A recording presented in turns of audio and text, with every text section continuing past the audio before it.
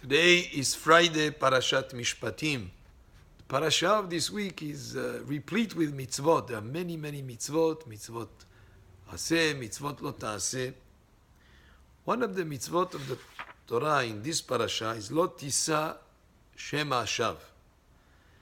And Rashi explains, based on the Targum Onkelos, lo tisa shem hashav means do not accept a false report. Today we hear so much about fake news, about false reports.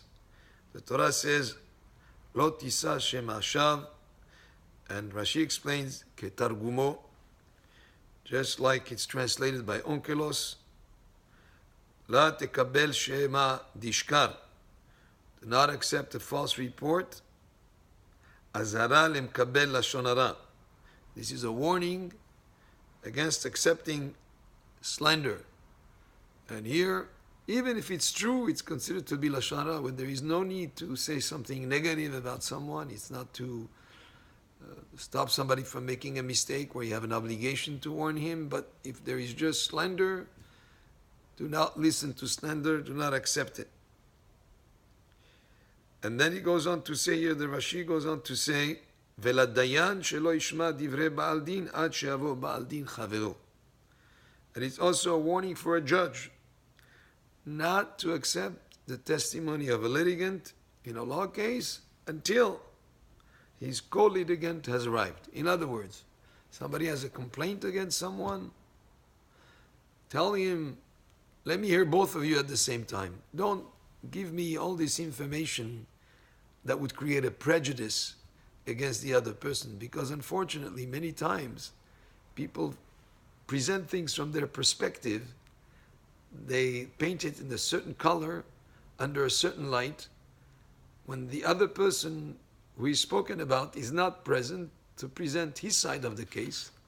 And many times, when you hear both sides, you may find two different totally interpretations of what happened.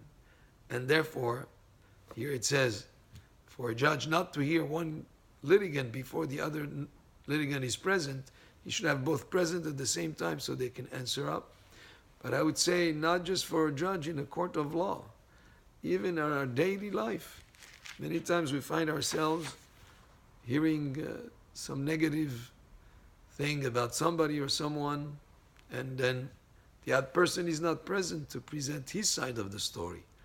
It's the best thing to say, please, let me hear both of you when both of you are present, rather than just one side. And that is from the parasha of this week. Another mitzvah in the parasha of this week has to do with the mitzvah to give a loan to someone when you're able to help somebody in need. Of course, you have to use your own judgment in terms of exposure, etc. But if somebody is in need and you're able to help with a loan, you do help him. And when it's a fellow Jew, you do not charge interest. However, there is another mitzvah that is sometimes overlooked. The pasuk says, "Im kesef talvet amit ani imach."